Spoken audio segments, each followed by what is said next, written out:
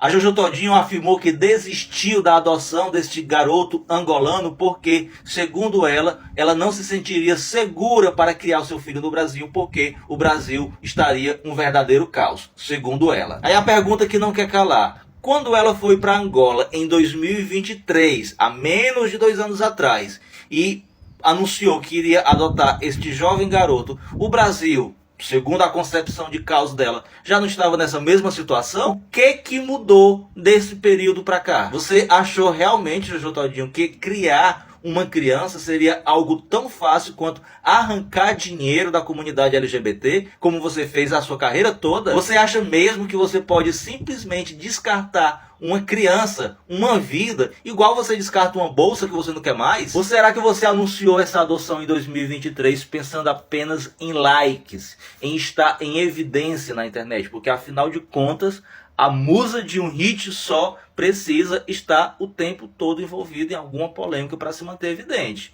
Porque vocação, porque carisma, porque potencial para você estar em evidência pela sua produção musical, e isso a gente já sabe que você não possui. Criar uma criança, Jojo Todinho, não precisa apenas de dinheiro não, precisa de coragem, precisa de responsabilidade, precisa de muito amor. Coisa que vocês, bolsonaristas, já está comprovado que não possuem. É uma pena que no Brasil nós ainda não temos uma legislação que puna pessoas que desistam durante o processo legal de adoção de adotar a criança escolhida. Existe um projeto em discussão no Senado que propõe multar pessoas que desistam da adoção, mas ainda, como eu falei, está apenas em debate. Mas não se preocupa não, Jojo Todinho, que a vida e a justiça divina, ela pode tardar, mas ela não costuma falhar. E da próxima vez que você quiser criar polêmica em torno de uma criança, adote um bebê reborn.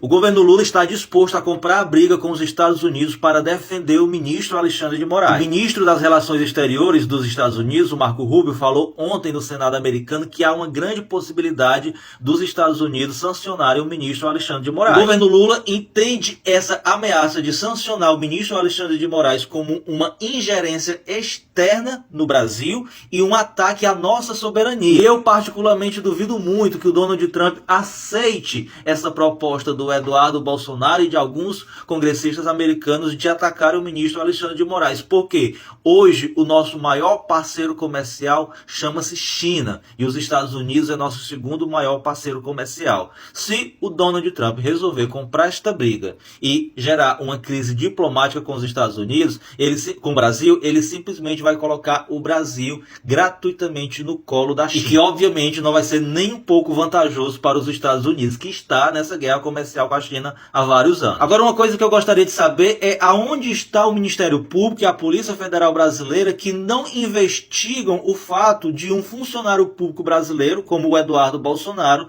simplesmente ir para um outro país tramar contra a nossa soberania. Enquanto isso, a situação do Bolsonaro só complica cada vez mais.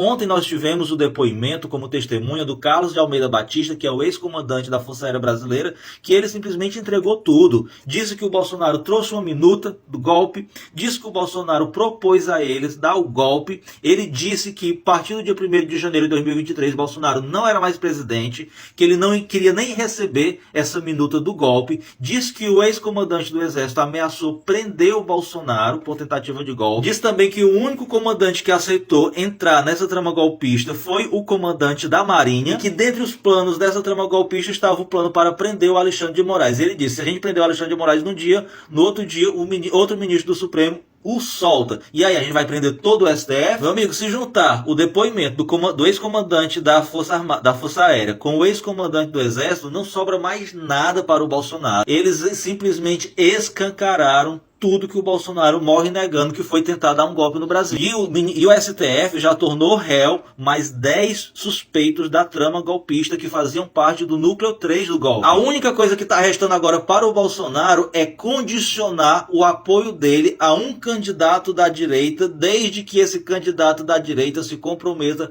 a dar um induto ao Bolsonaro quando ele for eleito. Se for eleito. Inclusive, é esta a condição que o Bolsonaro está impondo ao Tarcísio para ser o seu candidato. Quem já fez o papel ridículo de nem ser solicitado, mas já se manifestou favorável a conceder o indulto ao Bolsonaro foi o Ronaldo Caiado. Um ser humano simplesmente desprezível. E pessoas próximas do Bolsonaro estão simplesmente muito pessimistas, porque o Bolsonaro insiste em manter sua candidatura até os acréscimos do segundo tempo, e ele entende que quando chegar esse período o Bolsonaro vai estar preso, isolado e incomunicável e não poderá ser garoto propaganda de nenhum candidato da direita. Ou seja, se em 2026 Bolsonaro já estiver preso, e tudo indica que sim, ele não poderá mais ser cabo eleitoral de ninguém. Inclusive o ministro Alexandre de Moraes tomou uma medida que vai acelerar para que a prisão do Bolsonaro ocorra logo. Qual é esta medida? Ele simplesmente está permitindo que ministros do Supremo participem da oitiva de testemunhas por videoconferência sem precisar estarem presentes fisicamente lá no STF. Hugo Mota descartou em reunião com líderes, incluindo bolsonaristas, qualquer possibilidade de levar adiante a anistia do Bolsonaro. Ele disse que essa anistia ela é inconstitucional e que o STF derrubaria caso fosse aprovada pela Câmara. E ficou bastante irritado quando o Nicolas Chupetinha o cobrou pela aprovação da anistia. Já o Alcolumbre não quer nem contato com essa turma de bolsonaristas. Desde que ele voltou da viagem da China com o presidente Lula, ele não atende uma ligação e não aceita receber nenhuma visita de nenhum político bolsonarista.